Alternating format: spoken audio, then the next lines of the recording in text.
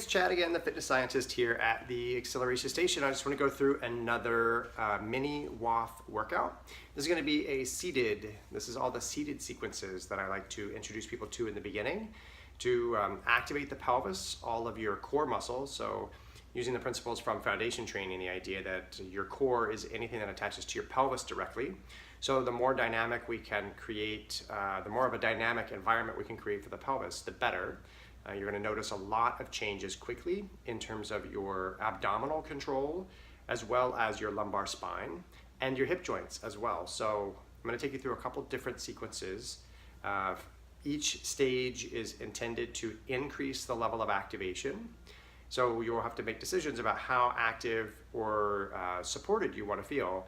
If you go straight for all activation, you will absolutely fatigue your pelvis and your core muscle groups, which if you're intending to do a workout, that's great. But if you're intending to work for 6 hours at your desk, it may not be such a good idea. So you want to pace it accordingly. Okay, so let's get started. Let's go. So I have my Waffs. So now my particular office chair is a swivel chair.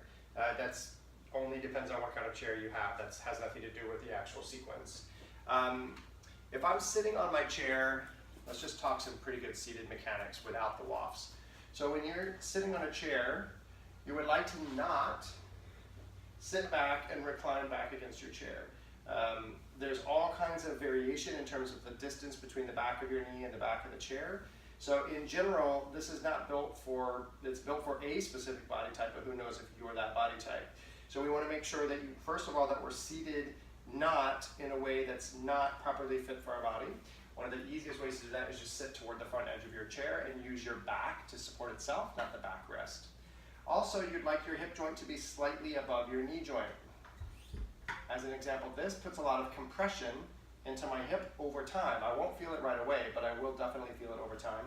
It also puts my knee at a nice, strong 90-degree angle. And by that, I mean I'd like to give a little bit more space to my joint. So I'm going to elevate my seat back up again, so that my hips are slightly higher than my knee is a little bit more open, and I can walk my feet out in front of me. That's just a basic thing that's unrelated to the Waff. That's a good thing to keep in mind when you're setting your chair height. Now you should never be seated in a way where your feet can't touch the ground. If you are, you need to lower your seat, especially before you do the first variation.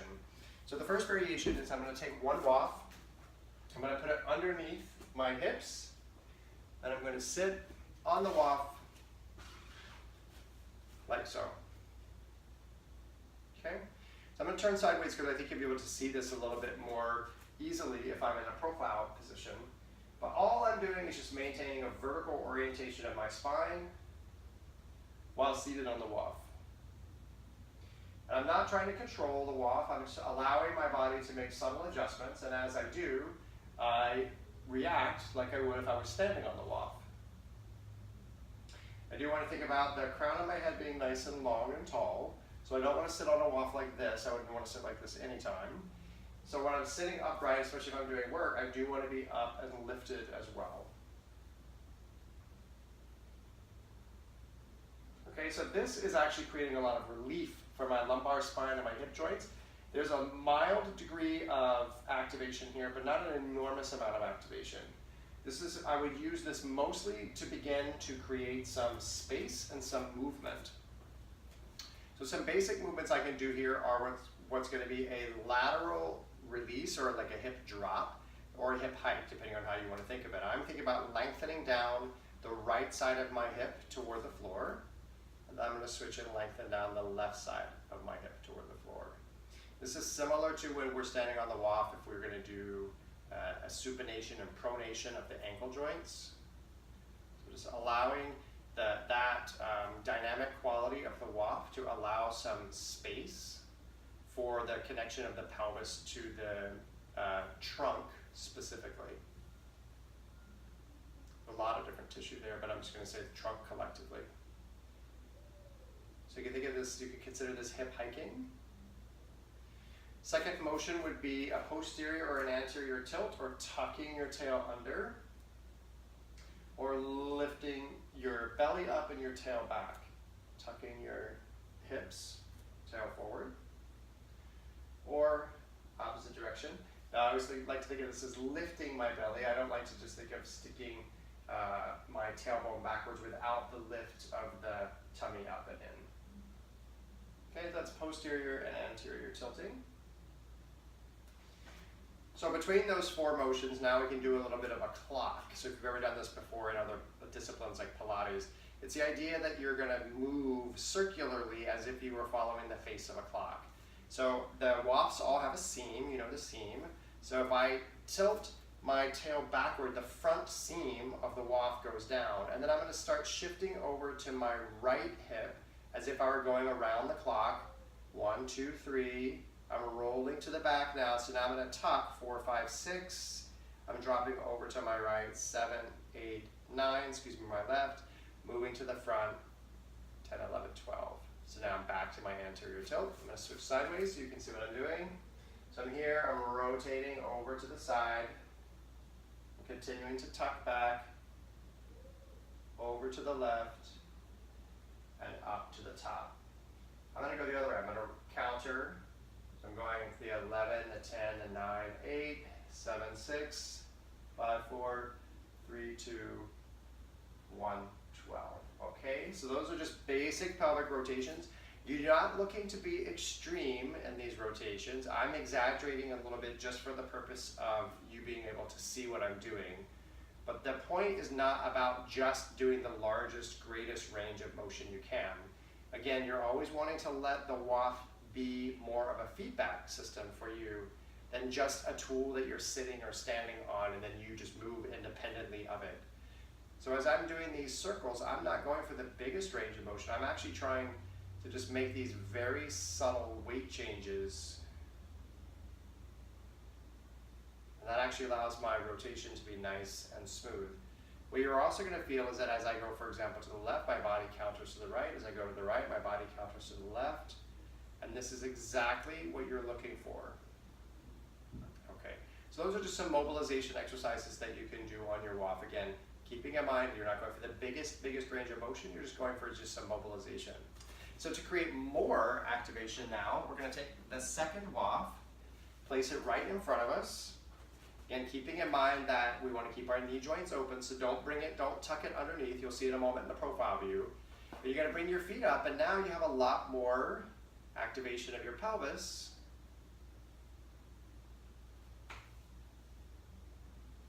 Because your feet no longer have a flat surface nor a static surface. So now the Waff becomes dynamic. And we can use this for feedback.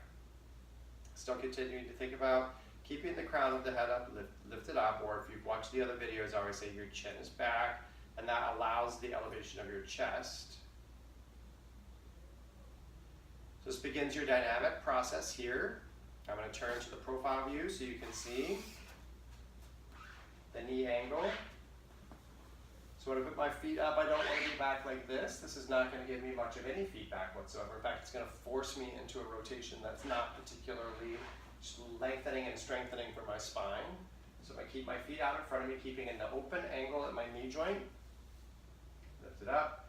And again, I'm letting the feedback coordinate. I may get one particular feedback from the lower Waff, and a different feedback from the upper Waff.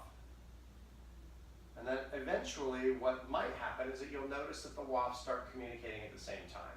You'll get similar sensations. When your weight shifts, you'll feel it in both Waffs at the same time. Now this is an active sitting exercise, so this would be one that would begin to become fatiguing after a while. When you're a little tired, you can take the one Waff out from underneath your feet. Just go feet flat. That's going to take some of the work away. When you need a break, take the other one away. And by a break, I say within about 10 or 15 minutes. So now when I come back to here, I'm sitting up very strong. I'm very supported in my core. My pelvis feels really stable, extremely stable right now. I feel like I could sit here for hours without any discomfort. So you would like to use the Waff to create some relief, progress it to some active, dynamic work in the pelvis, and then take the tools away and then use that active engagement to do your work for a little while. And then when you feel like you're ready for a little relief again, start again with the Waff underneath your pelvis. And then progressing then to the more dynamic work, and then reverse it again. So I do want to introduce two other options that you can use your Waffs for. Because we've already agreed that we're not going to use our backrest, you can use the Waff toward your lower spine. This is a pretty deep chair, in fact, so this would not be a great illustration of this. But I can use my Waff here to remind me, to give me feedback in my lumbar spine.